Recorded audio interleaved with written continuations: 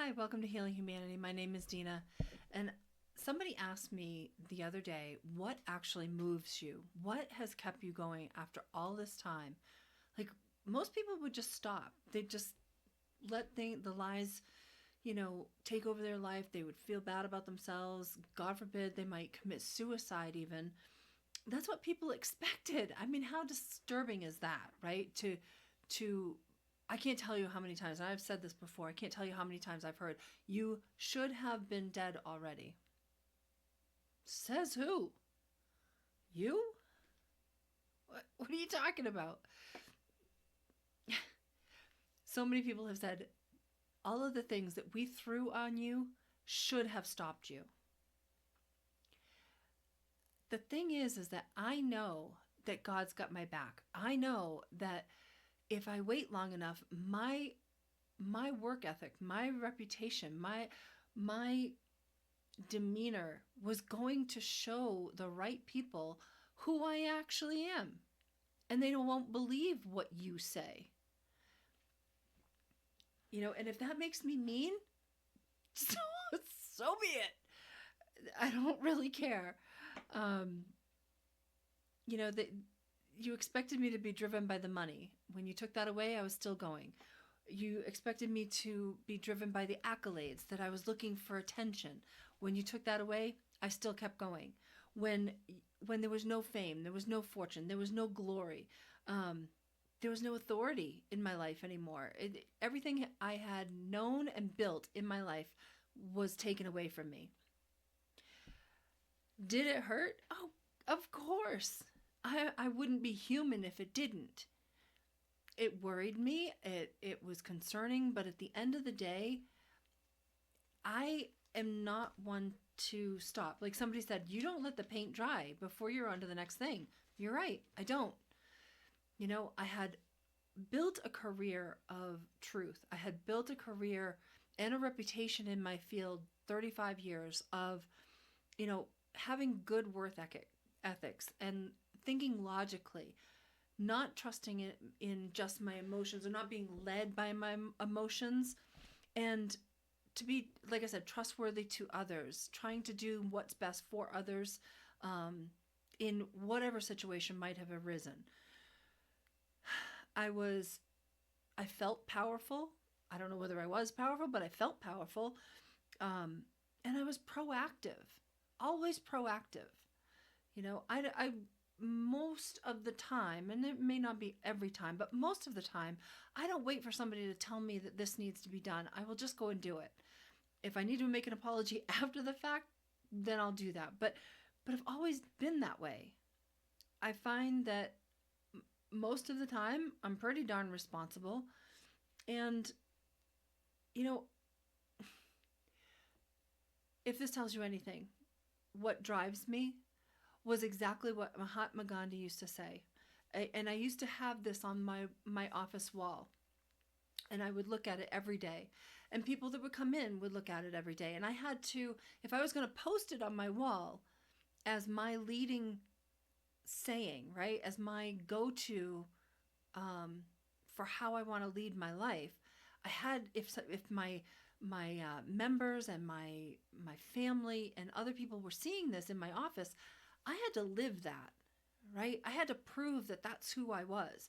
And Mahatma Gandhi said, I had to write it down because I don't have it on my wall anymore, but Mahatma Gandhi said, you may never know what results may come from your action, but if you do nothing, there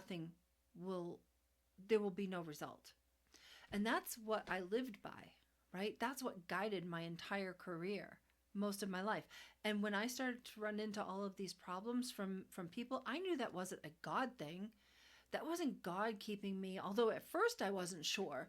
At first I thought, oh my gosh, like, am I that much of a sinner that God is destroying my life? Have I done something so bad that I can't get this right? But then over time, I realized that this couldn't possibly be a God thing. It has to be man. And if it's man, then man has to turn it around. Eventually, man has to see the truth that's within my life and within me, and he will have to do something. And I thought, well, if he doesn't, I'm just going to continue to fight until my last breath, because I know that everything that I do is for the glory of God himself. Like when I was dealing with angry people and disruptive members and things like that, everything that I did in a loving manner most of the time. Did I lose my temper sometimes? Maybe, but I only elevated if they were elevated, right? I had this woman one time.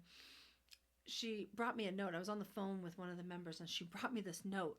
You're being very loud. You need to calm down. And I looked at her, I was like, no. And I continued my conversation with this person. But what they don't see and what you don't see is that if somebody's going to elevate in your life, if they're going to attack you, if they're going to cause chaos in your life, if they're going to try to be that bully, you have to bully back. And it's as simple as that. I can be professional, but I can be very strong at the same time. And that's how I was. If you're going to elevate, I'm going to elevate. I'm going to meet you right where you are. And that is how I led my entire career. And it didn't always seem nice. People sometimes thought I was mean, but at the end of the day, they realized that what I was doing was for the best of all, and it was going to be beneficial in the end. And it was most of the time, but I knew that, like, if I had been passive, or if I had been weak, or worse, let other people guide me and lead me in these kinds of communications and these kinds of projects, I would never have gotten to where I was in my life. It just would never have happened. And I think Mahatma Gandhi's saying is so true, that if you just never know what results are going to come from the actions that you do take. But if you do nothing, nothing will happen. And I see so many people do that. We get to a certain age and we stop taking care of ourselves. We stop caring. We think life is almost over. I'm almost 60 years old. People are shocked. And I'm grateful that they're shocked. But it's quite true. I am just a few years away from being 60 years old. I have to think now about, my retirement. I have to think about where I'm going to be and what's going to happen. And has that been drastically toppled over? Yes, it has. But at the same time, since I've been here with people that seek truth as much as I do, that understand these spiritual attacks, that understand the false narratives could be occurring, and started to do their own research, thank God, I've been able to build my life back up. I've been able to build my retirement. I have a great home where I'm living right now. It's not mine, but maybe one day that will come again. Who knows? But why did that happen? Not because I wanted accolades, not because I was seeking money, not because I needed a pat on the back, not because I was looking for fame and glory. I was looking for truth, and I was looking for spirit. That is all. And my actions have slowly over time shown people who I truly am. And being able to be in a space where people are supportive and are loving and are caring means the world. When you are faced with such negativity and such chaos,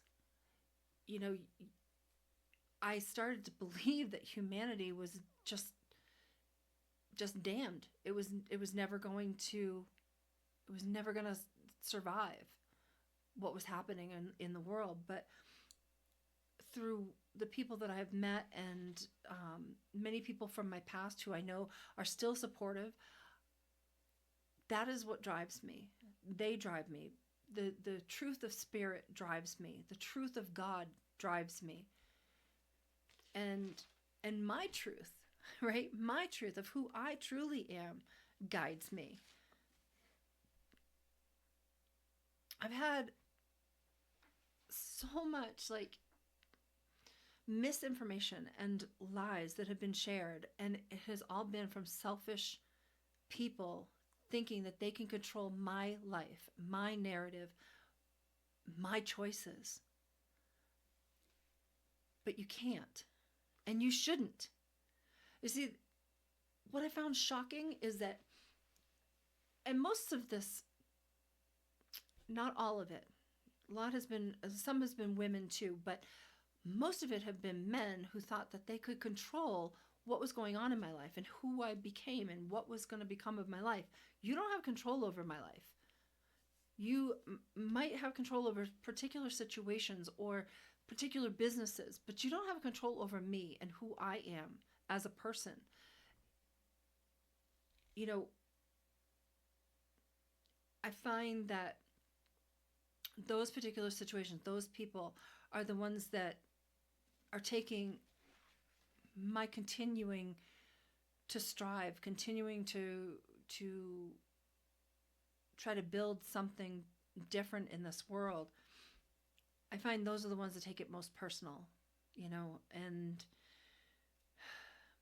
my mom said when I was younger, I remember her saying, your reputation is the only thing that you have in this world. So don't let that fail. And, there were times I probably did. I can think of situations that I did not act in the most upright manner. But that wasn't my norm, right? And so I had to, in order to be successful in life, in order to do what I did in life, I had to make sure that I built a specific reputation, and I did. I didn't falter on that. I worked really hard, and I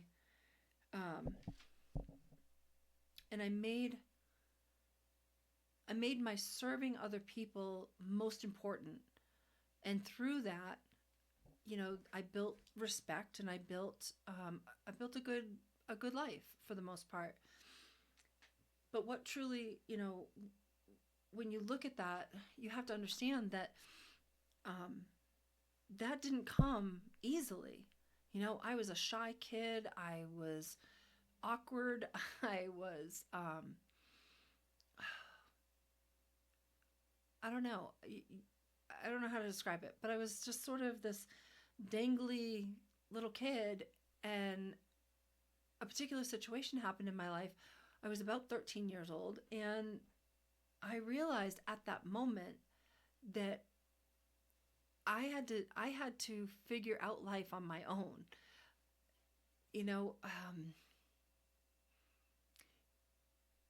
That at 13, I knew that nobody was going to come and save me. I didn't have to learn that through your programs and through your craziness. I knew that at 13 years old. I remember moving a dresser upstairs and thinking, I don't want to do this. I can't do this. But I'm stuck between the wall and the dresser, and I didn't have a choice. And that's when I realized, I was like, okay, this is it. I'm gonna have to figure this out. And I remember that moment so clearly, because I remember thinking, I am going to have to figure this out the rest of my life, pretty much on my own. I cannot count on people. And I know that's kind of sad, because I do count on people in certain ways now, but most of my life has been spent not counting on others. I welcome their help, but I don't count on it, if that makes sense. So that's what moves me is just that drive, the need to succeed, and the want to build a good reputation and keep that reputation, and not allow man to harbor anything that I have done. You've done enough. You've taken so much from me. But my work ethic wins over anything that you could possibly do every day. So I hope that helps some of you that it might be suffering through some bad times. And until next time, my friends, keep healing.